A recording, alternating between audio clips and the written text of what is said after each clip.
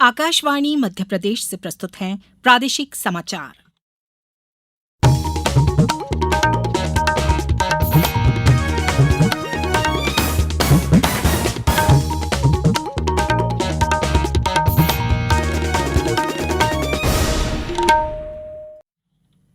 नमस्कार, समाचारों के साथ मैं राना शाहिद। पहले इस बुलेटिन के मुख्य समाचार। स्वतंत्र और निष्पक्ष चुनाव के लिए चुनाव आयोग ने तैनात की 2000 से ज्यादा पर्यवेक्षकों की टीम। प्रदेश में मतदाता जागरूकता के साथ साथ चुनावी तैयारियां पकड़ने लगी हैं जोर। माध्यमिक शिक्षा मंडल की बोर्ड परीक्षाओं की उत्तर पुस्तिकाओं के मूल्यांकन का काम हुआ तेज। और इंडियन प्रीमियर लीग क्रिकेट प्रतियोगिता अब से कुछ देर बाद तमिलनाडु के चेन्नई में होगी शुरू। अब समाचार विस्तार से। निर्वाचन आयोग लोकसभा चुनावों की तैयारियों में लगा है। स्वतंत्र और निष्पक्ष चुनाव के लिए आयोग ने 2100 पर्यवेक्षकों की टीम तैनात की है। यह पर्यवेक्षक देश भर में जिला चुनाव अधिकारियों और रिटर्निंग अधिकारियों पर निगरानी रखेंगे। इन पर्यवेक्षकों का प्राथमिक ध्यान चुनावी प्रक्रिया के दौरान जबरदस्ती, प्रलोभन या धमकी की किसी भी घटना को रोकना होगा। वह सुरक्षा बलों की तैनाती की निगरानी भी करेंगे। चुनाव कार्यवाही की निष्पक्षता बनाए रखने के लिए उन्हें कर्मियों और वोटिंग मशीनों की निगरानी भी सौंपी गई है। उन्हें मतदान केंद्रों का व्यापक भ्रमण करने का निर्देश दिया गया है। यह चुनाव अवधि के दौरान उत्पन्न होने वाली किसी भी संभावित चुनौतियों या मुद्दों का आकलन और समाधान करने के लिए किया जाएगा।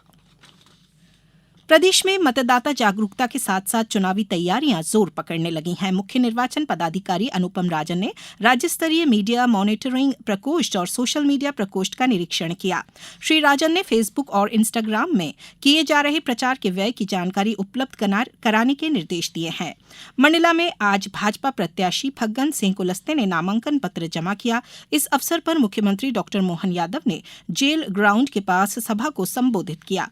ग्वालियर जिले में लोकसभा आम चुनाव कराने के लिए एमएलबी कॉलेज से मतदान सामग्री का वितरण किया जाएगा। साथ ही मतदान के बाद एमएलबी कॉलेज में ही विधानसभा क्षेत्रवार अलग अलग स्ट्रांग रूम में कड़ी सुरक्षा के बीच ईवीएम रखी जाएंगी। बुरहानपुर में लोकसभा आम निर्वाचन के तहत जिले में चौथे चरण के अंतर्गत मतदान 13 मई को संपन्न होंगे। जिला निर्वाचन अधिकारी ने जिले में शांतिपूर्ण, स्वतंत्र व निष्पक्ष रूप से मतदान संपन्न कराए जाने हेतु पुलिस विभाग को आवश्यक दिशा निर्देश दिए हैं। विदिशा जिले के सिरोंज विधानसभा के ग्राम भोजपुर में स्वीप गतिविधियों के तहत आयोजित मतदाता जागरूकता कार्यक्रमों का आयोजन हुआ। इस दौरान ग्रामीण जनों को मतदाता जागरूकता की शपथ दिलाई गई। बालाघाट में स्वीप गतिविधियों के अंतर्गत आजीविका मिशन की दीदियों द्वारा मतदाता जागरूकता के लिए आकर्षक रंगोली बनाई गई। नर्मदापुरम में दूसरे चरण में 26 अप्रैल को होने वाले लोकसभा चुनाव के लिए जागरूकता फैलाने और अधिक संख्या में वोट करने के लिए प्रोत्साहित किया जा रहा है। सतना जिले में चित्रकूट विधानसभा के उत्तर प्रदेश से लगने वाली सीमा पर 11 अंतर्राज्यीय नाकाबंदी चेक पोस्ट बनाए गए हैं। खरगोन में क्रांति सूर्य टंटाभील विश्वविद्यालय के सभागृह में मतदाता जागरूकता और स्वीप गतिविधियों के तहत सामूहिक एवं एकल रंगोली प्रतियोगिता का आयोजन किया गया है। नीमच में महिला एवं बाल विकास विभाग द्वारा मतदाता जागरूकता कार्यक्रम आयोजित किया गया। इस संबंध में कलेक्टोरेट में आंगनवाड़ी कार्यकर्ताओं द्वारा रंगोली बनाकर मतदान के लिए प्रेरित किया। श्योपुर में ईवीएम वीवीपैट मशीनों के प्रथम रैंडमाइजेशन की प्रक्रिया संपन्न की गई। अनूपपुर जिले में जनपद पंचायत जैतहरी के ग्राम पंचायत पड़रिया में दिव्यांग मतदाता के नेतृत्व में मतदाता जागरूकता रैली का आयोजन किया गया।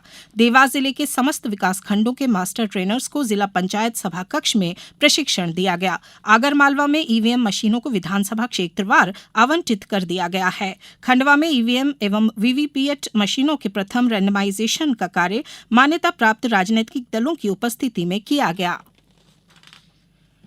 प्रधानमंत्री नरेंद्र मोदी को भूटान के सर्वोच्च नागरिक पुरस्कार order of the Druk Gyalpo से सम्मानित किया गया।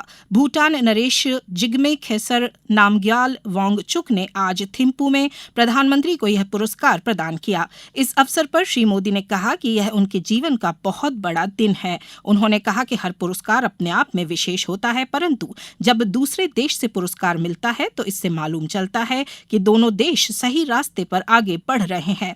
श्री मोदी ने कहा कि यह सम्मान उनकी व्यक्तिगत उपलब्धि नहीं है, बल्कि भारत और 140 करोड़ भारतीयों का सम्मान है। उन्होंने सभी भारतीयों की ओर से यह सम्मान स्वीकार किया। लोकसभा चुनाव की आदर्श आचार संहिता प्रभावशील होने के बाद पुलिस एवं अन्य एनफोर्समेंट एजेंसियों द्वारा लगातार कार्यवाही की जा रही है। प्रदेश में 21 मार्च तक 14 करोड़ 22 लाख रुपए से अधिक मूल्य की विभिन्न सामग्रियां जब्त की गई हैं। इनमें 3,11,371 लीटर मदिरा जब्त की गई है। इसका मूल्य 4 करोड़ रुपए से ज्यादा है। इसी तरह 2 करोड़ 43 लाख मूल्य के 3,236 किलोग्राम ड्रग्स और 60 लाख रुपए मूल्य की अधिक कीमती धातुएं जब्त की गई हैं। अब समाचारों में वक्त है एक ब्रेक का। ये समाचार आप आकाशवाणी भोपाल से सुन रहे हैं। हमारे समाचारों को अब आप कभी भी और कहीं भी अपनी सुविधा के अनुसार सुन सकते हैं। ये समाचार बुलेटिन YouTube, ट्विटर और फेसबुक पर AIR न्यूज भोपाल पेज पर भी सुने जा सकते हैं। इसके अलावा आप हमारी वेबसाइट newsonair.nic.in पर अथवा AIR न्यूज ऐप पर भी समाचार सुन सकते हैं। ब्रेक के बाद समाचारों में एक बार फिर आपका स्वागत है। बैतूल में माध्यमिक शिक्षा मंडल मध्य प्रदेश द्वारा आयोजित कक्षा 10वीं और 12वीं कक्षा की बोर्ड परीक्षाओं की उत्तर पुस्तिकाओं का मूल्यांकन अब रफ्तार पकड़ने लगा है। स्थानीय परीक्षाएं खत्म होने के बाद अधिकतर शिक्षक मूल्यांकन कार्य में जुट गए हैं।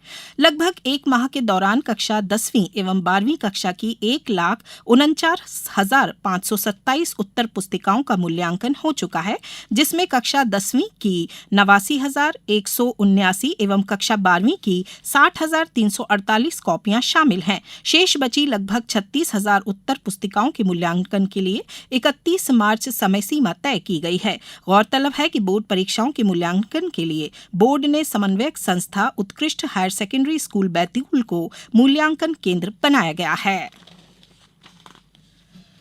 हाईकोर्ट के निर्देश पर धार में भोजशाला का आज से archaeological survey of India ASI team द्वारा सर्वे किया गया। ASI के अपर महानिदेशक प्रोफेसर आलोक त्रिपाठी के नेतृत्व में 15 सदस्यीय दल भोजशाला पहुंचा। सर्वे दल द्वारा लगभग 6 घंटे से अधिक समय तक भोजशाला का वैज्ञानिक तरीके से सर्वे किया गया। शेष सर्वे शनिवार सुबह से किया जाएगा। वहीं दोपहर 1 बजे से मुस्लिम पक्ष के लोग नमाज पढ़ने पहुंचे। जिला प्रशासन द्वारा सुरक्षा के व्यापक प्रबंध किए गए हैं।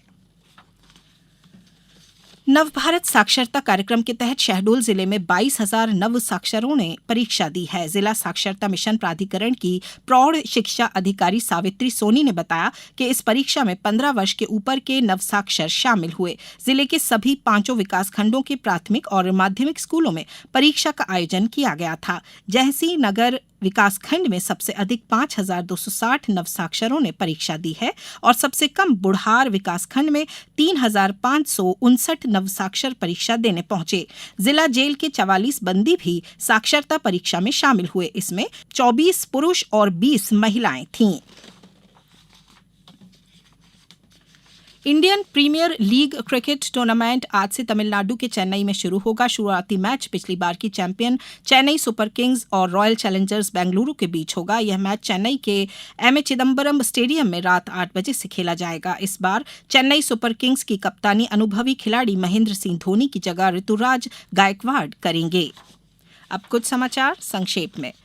चित्रकूट में आज महात्मा गांधी चित्रकूट ग्रामोदय विश्वविद्यालय में 2 दिवसीय बौद्धिक संपदा अधिकार विषय पर राष्ट्रीय कार्यशाला का उद्घाटन हुआ।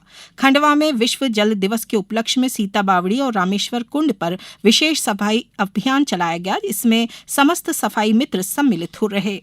सागर में कमिश्नर के निर्देश पर नगरपालिका मकरोनिया की मुख्य नगरपालिका अधिकारी श्रीमती रीता कैलासिया को निलंबित किया गया है।